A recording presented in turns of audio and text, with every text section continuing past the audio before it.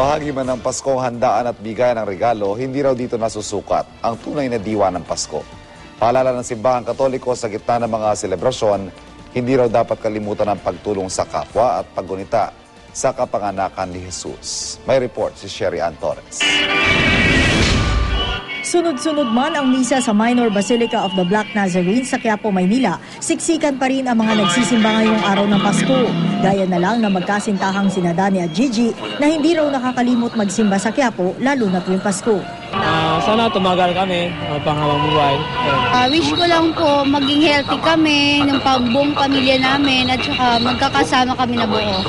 Maging ang mga batang nakausap namin, may kanya-kanya rin daw ipinagdadasal ngayong Pasko.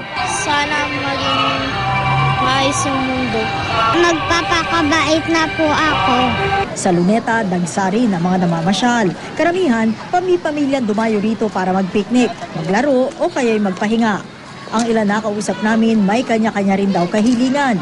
Cellphone, computer, magka-bike po. Bagamat bahagi na nga ng selebrasyon ng Pasko ang pamamasyal, pamamahinga at bigayan na regalo, may paalala ang Simbahang Katoliko.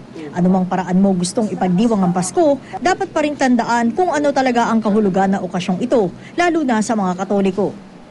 Ang pagbibigayan kasi ay isang napakagandang tanda ng pagbibigay ng Diyos. Huwag natin kalimutan na ang Diyos ang nagbigay ng kanyang mamahal na regalo para sa atin lahat. Yan ay walang iba kundi si Panginoong Jesucristo. At dahil kamakailan lang ng tamaan ng bansa ng Bagyong Pablo, ang Pasko ngayong taon ay panahon daw para mamahagi sa mga nangangailangan. Para sa mga Katoliko, mahalaga rin ang pagsisimba ngayong araw. Kung meron talagang dahilan tulad ng pagkakasakit o pagkakaratay, ang simbahan naman ay ang Diyos ay maunawain. Pero doon naman sa mga nagdadahilan lang, medyo ingat lang, baka matuluyan.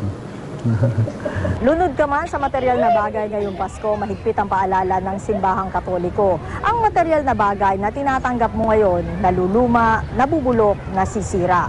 Pero ang tunay na diwa ng Pasko, gaya ng pagmamahalan, kaya mong baunin habang buhay. Sherry Ann Torres, GMA News.